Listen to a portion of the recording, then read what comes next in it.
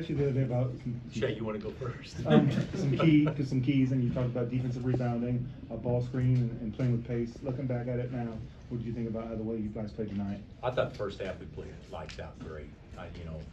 Connecticut, they got it to what, 7 at halftime. I bet you they scored 15 points with under 5 seconds on the shot clock in the first half. I mean, we guarded them. And then, of course, Newton was unbelievable. He was the best player in the game. And second half, we were terrible the first 10 minutes, and they were great. And then, the league kind of came off, and we had a couple of good things happen. But it was a good basketball game. I don't know what Danny said or anything like that, but I would think that he thought his team got better by being here tonight. Even though probably not happy with the outcome, and I think we got better, and I would probably say that regardless of the outcome. Now there's some things we can obviously tighten up there at the end, but it was a great night. It was the most fitting way a game can end with KJ making the last 2 free throws, right before he goes home tomorrow, going home here any minute, and to say his last goodbyes. Just a great night all around. And the crowd, especially early on, was electric. Did you get a sense? I mean, what did you think of the atmosphere? I thought it was pretty good. There's probably some places out there that can rival that. I don't know if there's anybody out there that can rival it over 40 minutes like that. It's as good a place as there is, and this team hasn't yet. But hopefully this will be a good starting point to learn how to have confidence by being in the building. And there's 16,000 people that got here early that made sure they played their role to make sure we had a successful night. So yeah, it was fantastic. Bill, I think you guys limited into 8 points as a whole. How was Dickinson's defense overall, and just the defense on him as a team? Well, I don't think that they played a lot to Cleveland. Statistically, they do such a good job with ball screen and he and Johnson running to the rim and creating angles and stuff like that. We didn't give them a lot in that. But when Klingon got it within 3 feet, he scored. I mean, he's so big. But I thought Hunt did an admirable job on him, but I also thought he did an admirable job on Hunt too. He kept him away from the basket. You got a big guy that plays behind and pushes out, and he's 7'2". It makes a big difference. So I thought both big guys actually played pretty well, considering the other guy played him pretty tough. Bill, Hey, CJ. what did you think of your guys' ability to switch away from the ball, or on the ball, off the ball, and just how they execute? I think that I don't see how you guard them if you don't switch. Guard. There's so many handoffs, short passes, quick ball screens, quick fades. There's so many things that is done 1 through 4 that I think it would be really hard to stay connected in a deal like that. I thought it was the best that we've done this year, but they still got some easy baskets, and we still had some bad plays and gave up a couple of layups or whatever. The biggest thing that we couldn't do when they ran that down screen into a quick ball screen, we couldn't keep it on one side of the floor. And whenever they got middle, that's when they hurt us. If we were able to keep it on one side of the floor, I thought we defended them pretty well. But when Newton was able to go where he wanted to, I think that was the best offense they had tonight. And to follow up on that, Dan talked about how disruptive KJ was because there just aren't many guys like him. You've got 3 guys who can switch a lot, but usually not a 4th guy like that. What did you think of his? I mean, he really seemed like he was turned up on them. He was turned up. He was playing for a lot more than Kansas tonight. I thought KG was great. Made his free throws for the most part. 6 of 9 is like Rick Mount back in the day at Purdue for KJ. So because I think he was only 4 for 16 coming into the game. So yeah, he was great. But the thing about KJ defensively, he's so strong, he's hard to screen. you know, and if you do screening, he's gonna run through it. And we don't have anybody else that really has that physical capability to do that. But yeah, he was a problem tonight. Bill, how big are these games? How good are they just for the health of the sport of college basketball? It's obviously a huge football weekend, but this was an event for the last 2 national champs. How much does it help the sport, and how much do these games help both teams for March? I mean, they're going to go out and play Carolina Tuesday, they're going to play Gonzaga in a couple weeks.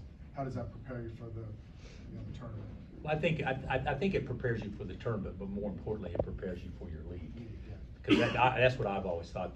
Your non-conference was your preparation for your league, and your league was your preparation for your tournament, NCAA tournament. So yeah, I think it's a great game. It's a hard game. You know, you look at we've been playing for 3 weeks now. We've already played Kentucky, Connecticut, Tennessee, and Marquette. I mean, that's a lot out of 8 games or whatever we played. And then we get Missouri this week and then Indiana the following week. So I think that you will not find out much about your team unless you play games like this. Now, granted, you don't have to play top 5 matchups to learn about your team, but I think my personal opinion is this is what our sport needs, because in a time where we're getting dominated by what's going on with football, and rightfully so, this is the only way that you can bring attention to our sport. Coach, back here, just overall, just your thoughts on just Coach Hurley, the program that he's built at UConn, and just for them to be able to come in, kind of withstand that early rush and kind of play their way back in the game. Well, first of all, that doesn't surprise me. Basketball is a game of runs, and you don't win a national championship in the manner in which they did. We won a national championship the year before, and we're down 15 in games.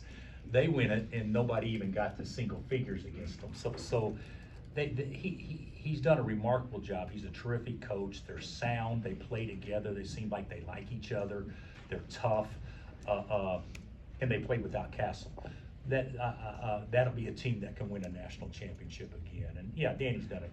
Danny and his staff, they've all done a great job in a relatively short amount of time to put them in a position where I think year in and year out they're going to be a preseason top 5 to 10 team. Marco had that turnover at the end of the game and then responded by getting the deflection. Yeah, that was probably the worst offensive player of the year and the best defensive player of the year, because he went from a help position until he ended up knocking it off of Tim's legs. So yeah, that was a fabulous play. But the pass, hopefully the people in the third row had their hands up, because it could have been a problem if they didn't.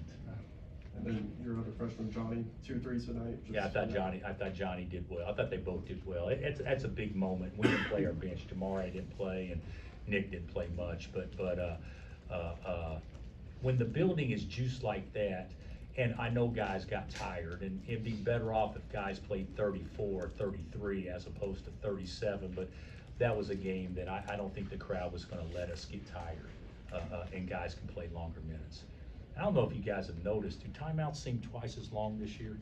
I mean, so I got to do a better job with timeouts and keeping guys sitting over there, because those are some, guys aren't going to get near as tired if you get a 2-minute timeout every 4 minutes. What do you think of the defense on UConn's last 3-point shot? I didn't think it was. I got to watch it, but they got a shot off. We were fortunate. Got a shot off, and we're up 2. That's a last thing that you would want is for Spencer to get a look, because that puts you in a position where where they can win the game, at least make them play inside the arc. But those are situations that to Adam's point, teams need to learn and grow through those type of situations, because if you don't play close games, you don't really learn that. And is KJ going home right now, and are you guys going tomorrow? Yeah, the team's not going. We have all our families are in town. So it's really not fair to the families, everybody to fly in and say, well, your son's not going to be here when you're here. But the staff is all leaving in the morning, and KJ and his family's going down there. I think they're probably leaving around 11:30 or so. Coach, Kevin was huge down the stretches with the 3-pointers. What do you think of his clutchness? Yeah, he was great, you know, I thought, I told him in a timeout, you're getting torched. And he said, getting torched? I said, yeah, you're getting torched. Which he wasn't, but he had just given up a layup, on a back cut, but, those were big shots, you know, he had shot the ball well of late, but to go 3 of 4 and then make those 2, down the stretch, you know, it seems like to me when UConn shot threes, they were semi-guarded. I mean, we were at least close enough to foul them twice, you know, which is bonehead play. When we miss threes, it seems like there's nobody around. And of course, Kevin got that one at the top of the key. He was probably 15 foot open, and then we ran a little pin-in play for him, and he knocked that down right out of the timeout. All right, Coach, thank you. All right, guys.